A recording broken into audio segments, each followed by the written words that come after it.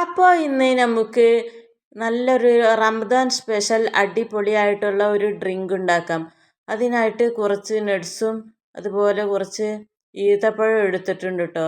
ഇത് മുത്തുനബി തങ്ങൾക്ക് ഏറ്റവും ഇഷ്ടപ്പെട്ട, നമ്മുടെ നബി തങ്ങൾക്ക് ഏറ്റവും ഇഷ്ടപ്പെട്ട ഒരു ഡ്രിങ്കാണ് കേട്ടത്.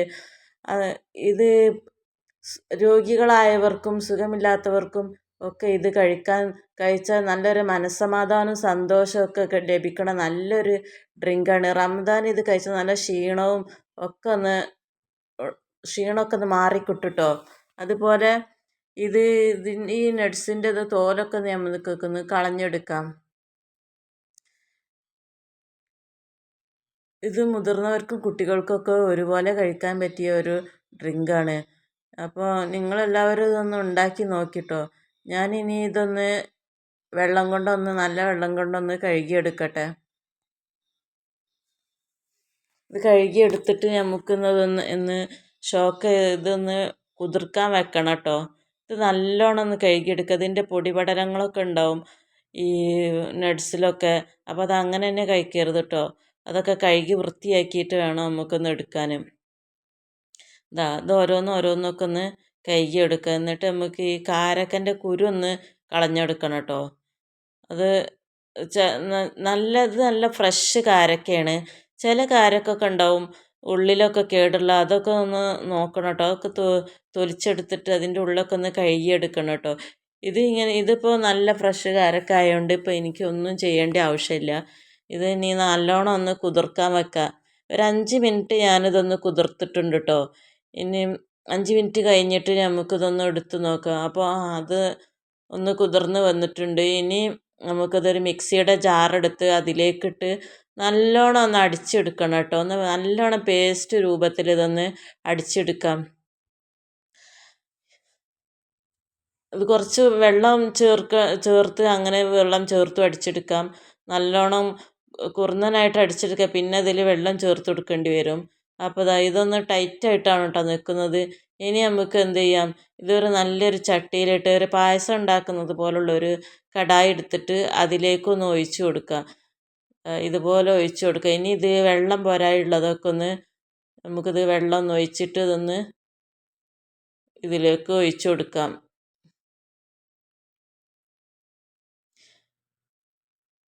ഇത് നമ്മുടെ ആവശ്യത്തിനനുസരിച്ചുള്ള വെള്ളമാക്കി എടുക്കണം കേട്ടോ. പറ്റ ടൈറ്റായിട്ട് എടുക്കരുത്. അപ്പോൾ ഇങ്ങനെ കുറച്ചുകൂടി നല്ലോണം ആവശ്യത്തിനുള്ള കുറച്ചുകൂടി വെള്ളമൊക്കെ ഒഴിച്ചിട്ട് നിങ്ങളുടെ ആവശ്യത്തിന് എങ്ങനെ വെച്ചാൽ അങ്ങനെ എടുക്കട്ടോ. ഇനി ഇതിലേക്കുള്ള ഇൻഗ്രീഡിയൻസ് ആണ് കേട്ടത്. ഈ ബാർലിപ്പൊടി 2 ടീസ്പൂൺ ഇതിലേക്ക് ഇട്ട് കൊടുക്കുക. ഇതാണ് കേട്ടോ ഇതിലെ മെയിൻ കാര്യം. എന്നിട്ട് ഇത് നല്ലോണം ഒന്ന് ഇളക്കിയെടുക്കണം. കട്ട പോകുന്നത് വരെ നല്ലോണം ഒന്ന് ഇളക്കിയെടുക്കുക. ഈ ബാർലിയെ പറ്റി നിങ്ങൾക്ക് അറിയാലോ, മൂത്രം കടച്ചിൽ അങ്ങനെയുള്ള അസുഖങ്ങൾക്കൊക്കെ നല്ലതാണ് കേട്ടോ. നല്ലോണം മൂത്രം പോകാനൊക്കെ നല്ലതാണ്. അപ്പോൾ ഇതിലേക്ക് നല്ല നാടൻ പാൽ ഒഴിച്ച് കൊടുക്കണം കേട്ടോ. 2 കപ്പ് നാടൻ പാൽ ഒഴിച്ച് കൊടുക്കാം. നാടൻ പാൽ കിട്ടുകയാണെങ്കിൽ അതാണ് നല്ലത്. അല്ലെങ്കിൽ നിങ്ങൾക്ക് എന്താ കിട്ടണമെന്ന് വെച്ചാൽ അത് തേങ്ങാപ്പാലായാലും മതി. അല്ലെങ്കിൽ ഇതിലേക്ക് ഈ മിൽമ പാൽ എടുത്തിട്ട് അത് ഒഴിച്ച് കൊടുത്താലും മതി. അവനവന് കിട്ടുന്നതനുസരിച്ച് ഏറ്റവും നല്ലത് നാടൻ പാലാണ്. എന്നിട്ട് നമുക്ക് എന്ത് ചെയ്യാം, തീ കത്തിച്ചിട്ട് ഇതൊന്ന് നല്ലോണം ഒന്ന് തിളപ്പിച്ചെടുക്കണം കേട്ടോ. ആ ബാർലി ഇടുന്നതുകൊണ്ടാണ് ഇത്രയും തിളപ്പിച്ചേണ്ടി വരുന്നത്.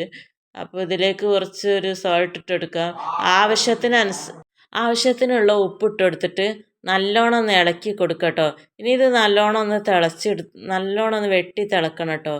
അപ്പോൾ ഇതിലേക്ക് നമുക്ക് കുറച്ച് ഏലക്ക പൊടിച്ചത് ചേർത്ത് കൊടുക്കാം.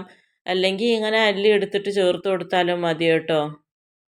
ഇനി നമുക്കിത് നല്ലോണം ഒന്ന് തിളപ്പിച്ചെടുക്കാം. അതാണ്ടോ ഇതുപോലെ ഒന്ന് വെള്ളം നല്ലോണം ലൂസായിട്ട് അങ്ങനെ വേണ്ട വെച്ചാൽ അങ്ങനെ ചെയ്തെടുക്കുക കേട്ടോ. നമുക്ക് വീട്ടിലെ ആളുള്ളതനുസരിച്ചിട്ട് ചെയ്തെടുക്കാം. ഇനി ഇതൊന്ന് തീ ഓഫാക്കി എടുക്കാം. ഇനി ഇത് അടുപ്പത്തു നിന്ന് വാങ്ങി വെച്ചിട്ട് നല്ലോണം ഒന്ന് തണുത്തതിന് ശേഷം കേട്ടോ ഇതൊന്ന് ഉപയോഗിക്കാൻ പറ്റുള്ളൂ. തണുത്തതിന് ശേഷം നമുക്ക് കുടിക്കാം.